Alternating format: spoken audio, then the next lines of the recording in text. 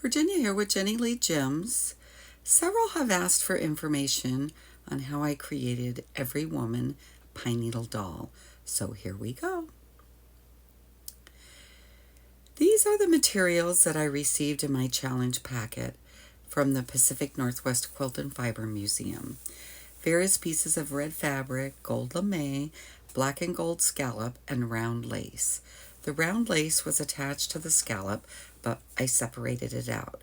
There was also twisted red and gold elastic rope. There were also 2 triangles of silky red fabric with hand beaded florals on it. Each had a sequin in the middle.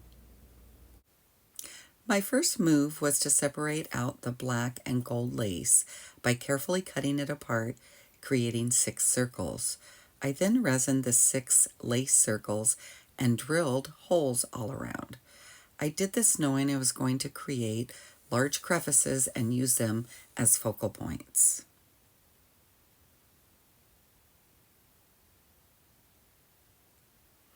I then made the first hoop or circle for the bottom of the basket. I used a continuous coil of pine needles to create an 8-inch across hoop. I used 2 long stitches and 1 short stitch going through the pine needles to stabilize the hoop. Additionally, I added floral wire to the coil center to stabilize. I learned this technique from Vicky Nickelson in her antler class. Next, I cut the silky red fabric into 3 long strips, ironed them flat, and then folded them over on one edge about 1/4 inch. I placed the shiniest side out and the folded rough selvage inside. I wrapped the first row all the way around with the folded side down, working my way around the coil of pine needles, covering the rough selvage edge. Please see the next video showing how to wrap a coil with fabric. As I wrapped the fabric tight, I would glue it down with fabric glue and pin it in place, making sure to get a solid coverage. When adding a new piece of material, I folded the beginning piece diagonal so it matched up with the end of the previous wrap. When I reached 8 inches across, I cut the fabric cleanly and folded over, finishing off the first row.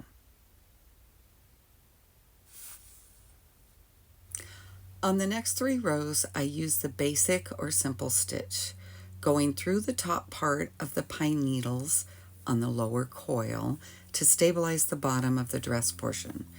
I learned this technique from Nolan Wright. The next 3 rows above the scallop were created in this fashion also.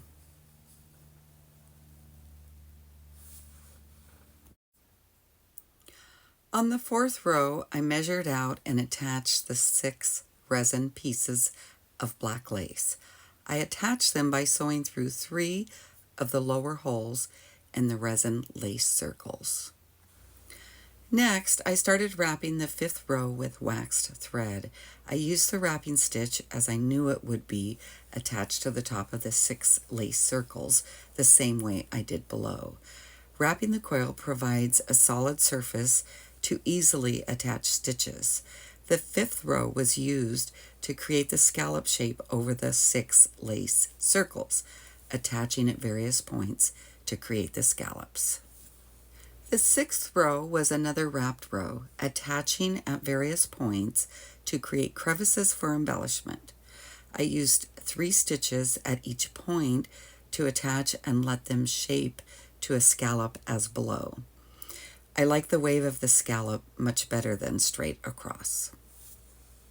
In rows 7, 8, and 9, I used the basic or simple stitch, again going through the top of the row below to secure and stabilize the bottom of the doll. In this photo, I am also comparing beads to add with a netting stitch later. Row 10 is wrapped with gold lame as shown in the next video, how to wrap a coil with fabric. I used an overlay stitch with a knot between the 2 coils on each stitch, similar to the Mariposa stitch. I used the gold lame here as I wanted to highlight the black and gold beads below. Make sure to check out my upcoming videos on the making of every woman. I hope you enjoyed this video, and thank you so much for watching.